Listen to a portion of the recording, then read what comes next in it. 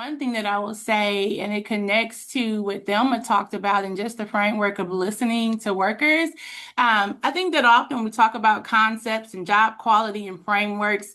For a lot of folks, it can feel pie in the sky, especially for corporations. But honestly, it's very similar to the golden rule of treating people how you want to be treated and knowing that there's like reciprocity in that. And I would say we really anchor our work and our strategy around the four things. I call them the four P's. People, places, possibilities, and power. So one, we start with the equity framework of thinking about people. We've mentioned and talked about Alice, knowing that disproportionately people of color and women are affected most. So we try to take frameworks to think about that piece and how does that connect to childcare, education, some of the other pieces when we're having conversations with corporations. When I think about places. So in Arkansas, there's a real context around regional economies. So when we think about Tyson and their work and other corporations in Northwest Arkansas, they have the ability and they shape regional economies. And so that's super important to know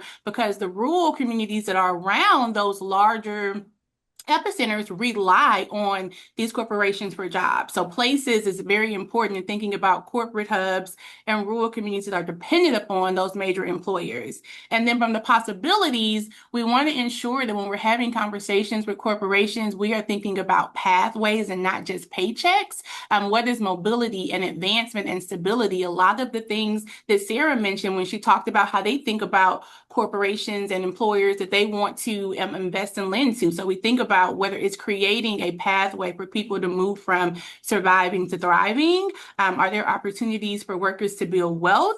And is there a pathway that is greater or does it have a lot of different ceilings? And then when we think about worker power and organizing, that for us is the distinction that makes all of the difference.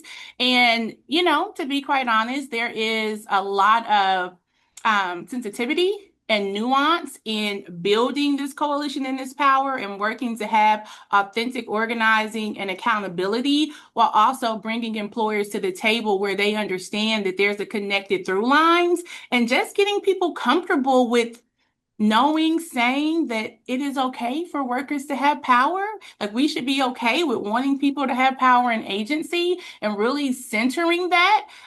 We believe that job quality improves when workers have a voice in shaping their workplaces, not just being participants and looking at them as whole people, whole beings, and not just labor inputs. So really just working to humanize the work and that we're all coming to the table as Arkansans that care about our state, that care about our economy, that care about our country, and to figure out together, okay, we might not agree on everything, but it is in our best vested interest that we all come to the table. And so I want to note that when we talk about Tyson, we have seen massive, great improvements in how they are thinking about job quality. So in Northwest Arkansas, they opened a child care facility for their workers, really expansive benefit frameworks that include education access that is free of charge, health care, time off, all of the things, again, treat people how you want to be treated. You deserve to go to the doctor. You deserve to go see your child in a play, right? Like there's accountability. We need to show up. I show up to work every day, right?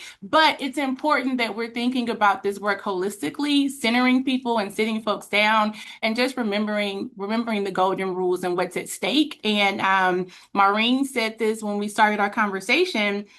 Things are better when we all do better. Maybe I butchered it, but we believe that if we do better, we'll do better. So I would say that's how we center our framework and really work to bring worker and organizers to the table with employers to have these types of job quality conversations.